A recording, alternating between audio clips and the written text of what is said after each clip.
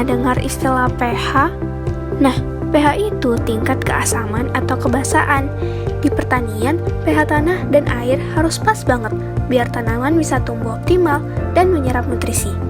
Kalau pH-nya nggak stabil, tanaman bisa stres dan hasilnya nggak maksimal. Di sini nih larutan penyangga berperan.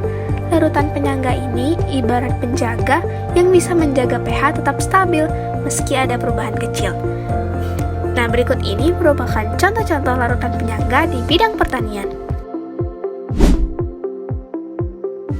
Tanah itu punya pH idealnya masing-masing, tergantung jenis tanaman yang ditanam.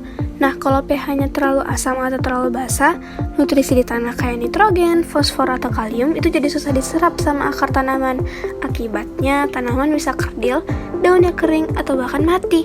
Nah, contohnya tuh kayak petani stroberi atau teh yang biasanya butuh tanah yang agak asam. pH-nya itu sekitar 5,5 sampai 6,5 gitu. Kalau tanahnya terlalu basah, mereka bisa menambahkan bahan yang bersifat asam, kayak belerang atau pupuk amonium sulfat. Nah, tanah itu punya sistem penyangga alami dari bahan organik dan mineral liat. Jadi, perubahan pH yang mendadak bisa diminimalisir. Dan pH tanah tetap stabil di kisaran yang cocok buat stroberi atau teh, sehingga penyerapan nutrisi tetap optimal.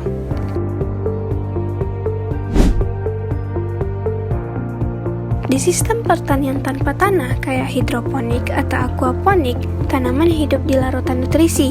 pH larutan ini harus dijaga ketat banget biar tanaman bisa menyerap nutrisi dengan baik dan mencegah pertumbuhan mikroorganisme yang nggak diinginkan.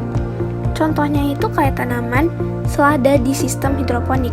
pH optimalnya sekitar 6,0 sampai 7,0. Petani hidroponik sering menambahkan larutan penyangga, misalnya campuran kalium dihidrogen fosfat dan dipotasium hidrogen fosfat ke dalam larutan nutrisi.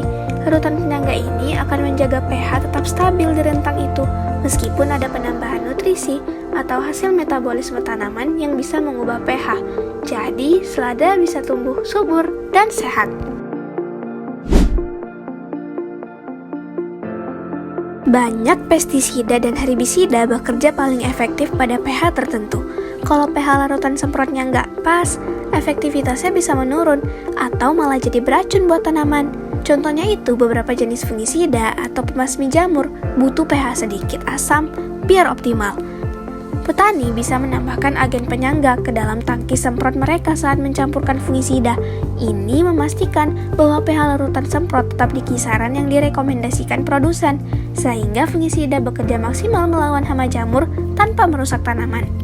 Jadi, bisa dibilang larutan penyangga ini sangat penting banget buat para petani, supaya tanaman mereka tumbuh subur, panen melimpah, dan pastinya efisien dalam penggunaan pupuk atau bahan kimia lainnya.